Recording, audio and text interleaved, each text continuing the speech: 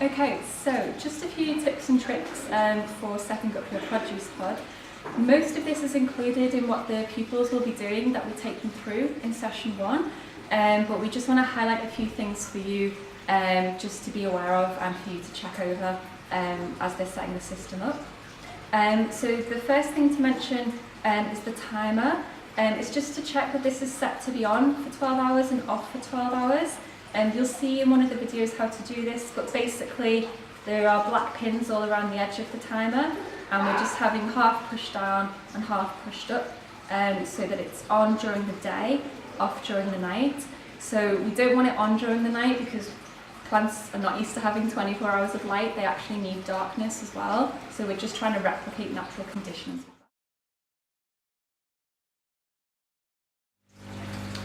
So one of the things you might need for your system, depending on where you're going to plug it in, is an extension lead for the multiple plugs that you're going to have.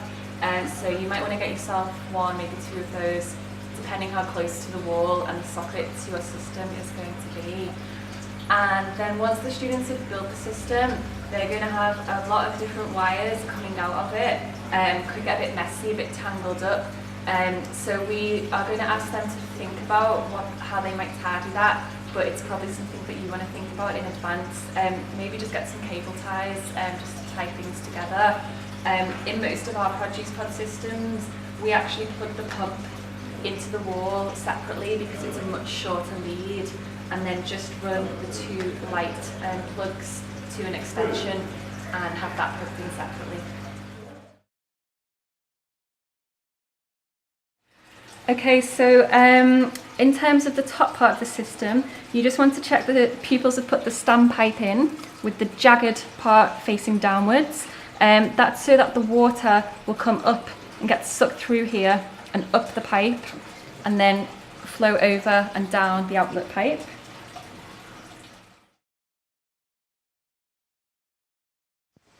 So one of the things you need to check that's really important before the students fill the system with water is that the seals around the two pipes are watertight. So we've asked them to just add a small amount of water to the top tank first of all, about 5 litres, half a bucket, and just to check for any drips, any leaks. If there are any leaks, just take the standpipe off the top and just tighten up on either side, top and bottom, the bolts on either side of the outlet pipe or the inlet pipe if there's any leaks on either of those. It might be better to just get an adult to do that in case they're just not strong enough to get it completely tight. And then once you know that it's all sealed, then they can go ahead and add the rest of the water in, making sure that they've put the produce pod in the position where they want it before they try to move it full of water. So in terms of maintenance of the system, things to keep an eye on, as your plants grow, the roots are going to get quite lengthy. It can be that they get caught up either down the standpipe into the outlet pipe here or into the filter box and the inlet pipe. So just keep an eye out for that. If the roots are getting a bit long, either try and gently move them out of the way, or if they get really big, it will just be time to take those plants out, make something tasty with them and put some new seedlings in. And you also need to make sure when you're cleaning the filter out that it's just the polywool part of the filter that you're cleaning. So all you need to do is take the polywool out of the top filter box and just place that under a tap of running water, just swish it about in there, give it a good clean, and then just place that back in the filter box. The plastic media that's in the box underneath, you shouldn't really need to be cleaning too often at all, only if you need to do a big clean or a big water change on the system. That's because the bacteria are going to be living on here. It's your biofilter. So if you rinse that too often, you're going to wash all of the bacteria off, and then you won't have that part of your system doing the ammonia nitrate conversion.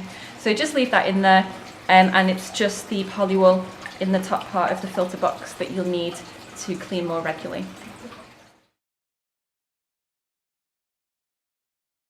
Okay, so one other thing to pay attention to when you're putting your seedlings into the system, this one's about 2 weeks old here, just about ready to go in.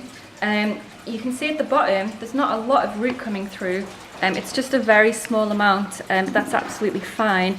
They'll grow much better once they get into the system and the aquaponic water. But you do need to make sure that the roots reach into the water in the system. So you just add them to your pots once they come out of the propagation tray and put them in. But what you'll find is that the raft actually is slightly tilted, so the water level is higher at the back than it is at the front. So you might want to switch the plants around after the first week, so that the plants in the back that are closer to water should be growing quite strong, quite quickly. If the ones at the front don't look like they're doing so well, just switch them over to the back.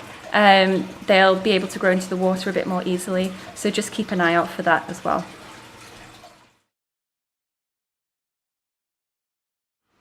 So just one of the last things to note, you may find that you get a few visitors to your system, so insects, flies, generally not problematic, but aphids are a bit of a pest, so they're one that you want to try and get rid of, so small green insects. To do this in a sort of natural way that doesn't require any chemical pesticides, you can use a bit of chili or garlic oil. So for that you just want to get a small sort of pump bottle that you can spray from, and when you do this, take your plant out of the system and just carefully spray that onto the leaves. Try to avoid getting it onto the roots, because we don't really want the oil to get into the water. It's not great for the fish, so we're just really trying to cover the leaves with it to deter the aphids from the system. Again, anything you're not sure about with that though, just get in touch with us and we'll advise you on what's best to do. So I think that's everything. You will find that other things come up. I'm sure you'll have other questions about your system. We're learning all the time too about the best ways to maintain it, different things that you can do with it. So if you've got any ideas or questions, please don't hesitate to get in touch with us. We'd love to hear from you, and we hope you have fun with the system.